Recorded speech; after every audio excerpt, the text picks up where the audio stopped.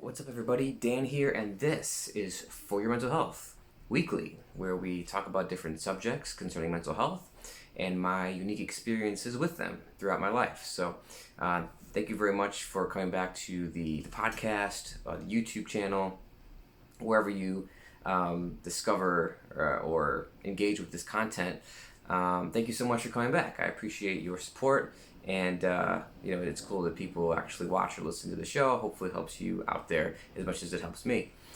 So today is episode number 5. And we're talking about taking control of your thoughts. And this is something that's been something I had to deal with for a long time, actually. And deals greatly with how I deal with depression. So, recently... I was having a conversation with someone about past friends and different situations and how I'm different now, and how things have changed over time over the past few years. I've become, more upfront about what really bothers me, I think, and trying to push the negative things, negative people, negative situations out of my life. And so, I was just telling my friend, these days, are a little different than before because I'm not as depressed and I'm just better with the day-to-day grind of life and dealing with whatever comes my way. But I feel like when I said that, though, there was this sort of this worry, this dread, this anxiety that sort of built up a little bit, and it's happened a lot the past few years where I say, oh yeah, I'm not as depressed anymore, I'm feeling good, and I feel like this puts pressure on myself to actually live up to these expectations, to be the person that I'm saying I am, as this person who's not depressed anymore, a person who is in good spirits all the time and has really good mental health 24/7, right? That's a lot to ask of a person, and for me it puts a lot of pressure on me to try and strive for that, and I don't think that's really the right response, to that sort of line of dialogue, whether it's with yourself or whether it's with another person. You can't expect to solve everything in a week or a month or a year or ever. Depression, anxiety, different mental health issues that come about, they can last for maybe your whole life. And you might have to deal with them in an ongoing way forever. That's certainly possible. And a lot of people do. A lot of people do that. They're not instantly cured of depression based on one instance. They just get better at dealing with it over time. And that's kind of how it goes. It's, for at least, from what I've seen, from what I've experienced, depression is something that is going to be there. It's going to be kind of walking around, just hanging out in your mind, and it's the control that you give it that really makes a difference in how much it affects you. I feel like, because when I do say to someone I'm not as depressed as I used to be, that doesn't mean I'm not depressed at all. That doesn't mean I don't feel anxiety. That doesn't mean I have worries of how my mental health is going to affect my quality of life going forward, right? Because these things still do have an effect on me that can be hard to describe, really. If you've never gone through it, if you've never been through it, it can be really difficult to understand. I totally get that. For those of you that are out there that are, lucky enough not to have, mental health issues, that have not, faced depression, anxiety, thoughts of self-harm in your life, well, consider yourself lucky, because a lot of us out there do. A lot of us out there do have to deal with this on a daily basis, and it's very difficult when it does crop up out of nowhere. And this episode really deals with the control of when that happens, of when things kind of pop up, when you're just hanging out talking with friends and all of a sudden someone says something to sort of trigger you in a way that can cause you to feel depressed, to feel anxious, to all of a sudden forget about whatever else is happening around you, and you're just focused on that one little thing that person said, that just makes you want to leave the room or leave this conversation and just be away from people because it brings up memories or brings up a question, so that you have to still answer, that you're still trying to figure out in your own life. And so, when I said to my friend, like, hey, I'm not as depressed as I used to be, that did happen a little bit, and that's been the case a lot of times, in the past few years, where I would say, I've tried not to really say that I'm all better, or, depression's gone, anxiety's gone, because first of all, it wasn't true, and I shouldn't have to try to calm people's fears about how I'm feeling, to make them feel better. No, that shouldn't be the case. If I'm really trying to heal, if I'm really trying to deal with my mental health issues, anxiety, depression, self-harm thoughts, any of these things, it's important to be honest. It's important to not have the shame, the stigma that mental health still, sort of retains to this day. Obviously, in a show like this, we're trying to move the conversation forward about mental health, about depression, anxiety, self-harm, all these different mental health issues that many people have to deal with. It's avenues like this that I'm grateful for. The fact that I can have a podcast, have a YouTube show, and lend my experience to the rest of the world, and have an outlet for myself to be able to say what's going on in my mind, and not have it just ruminate throughout my life, and never have that sort of outlet for that, because otherwise it just kind of builds up over time, and you never deal with it. You never really looked at it in a practical way and be like, what's really going on here? You know what I mean? So, and that's where therapy comes in too.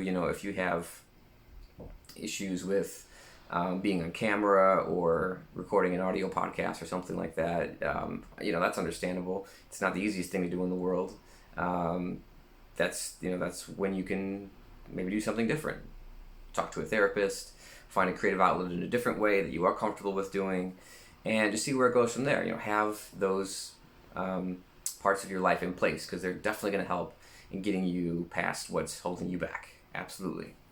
So yeah, taking control of your thoughts is something that is vastly important in dealing with mental health issues and giving yourself a leg up from where you used to be. When you're growing up, you have lots of different thoughts that enter your mind, and maybe you're not really sure how to to control them per se, to use them in a way that benefits you in the most efficient manner. You'll have thoughts about the girl you like, or something in school that bothered you, or something's going wrong with your parents, and they're mistreating you in a way, or some friend said something you didn't like and it bothered you a lot.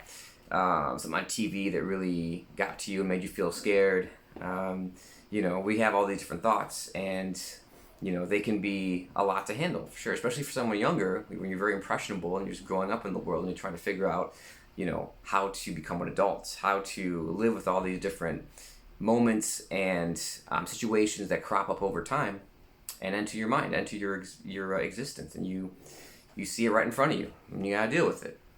These days we got COVID-19, we got riots for social justice in the world, Black Lives Matter, and the economy. There's so many different problems right now, but it's always something. Obviously right now it's pretty bad, but is there ever going to be a time where everything's just perfectly great and you have no worries at all? That's pretty rare. It's pretty rare. I think most people are going to find that life is a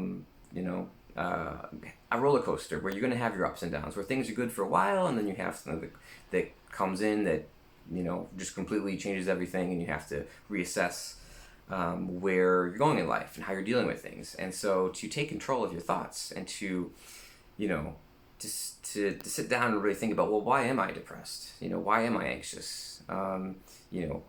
Look at the evidence, look at what's happened before, and ask yourself, is there a way to put a stamp on this that isn't just me getting depressed again, or me getting anxious again? Is there a way to circumvent that, and to really just focus on, just being alive and, the current moment, living in the moment, as they say. And that's crucial, to think too far ahead or to think too far in the past, I think can really, really be detrimental to someone's mental health and their perception of who they are in the world and what what their self-worth is. I think that's definitely the case. So, if you're ever feeling depressed, if you're ever feeling anxious, and, you see a pattern of it, going the same direction all the time, you can identify that problem. And the first step in solving a problem is identifying that there is one. And that's your identification right there. Seeing that pattern, seeing it go along its merry way down the timeline. And you're like, well, there it is. That's what's happening. Once this trigger occurs, then I feel like this. And so with that being the case, you can really watch out for those particular triggers across conversations, or on television, or through the internet, social media, anything that really causes you to feel that way. You can identify it and try to correct it. And that's going to help you so much going forward, because you won't necessarily have to repeat the same pattern over and over and over again. You getting depressed based on what this person says, or what this person posts online. You can circumvent that and take control of your thoughts and feelings, and better your mental health going forward. And if I can wish for anything, that's got to be it. For you and for me included, to take the anxiety, take the depression, take any thoughts of self-harm, and just knowing how to deal with it, and knowing what's going to make you feel that way, and identifying how to control it. And that makes a world of difference, because you don't feel like you're a slave to your thoughts. You're not a slave to how this person makes you feel, or how this picture makes you feel, or how this social media post makes you feel. You can step back from the situation and really assess why it's happening, and really do something about it to create a better life going forward. So, definitely use those words, this knowledge, to help you out in your own life, because it really is going to help a lot of people out with their depression, with their anxiety, anything else in between with mental health. So, hope it serves you well on this dreary sort of October afternoon. It's definitely fall now. It's still kind of warm, but it's getting a little colder out. So I got my jacket, my long pants.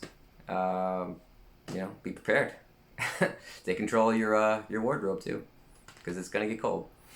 All right, there you have it. That's episode number 5 of For Your Mental Health Weekly.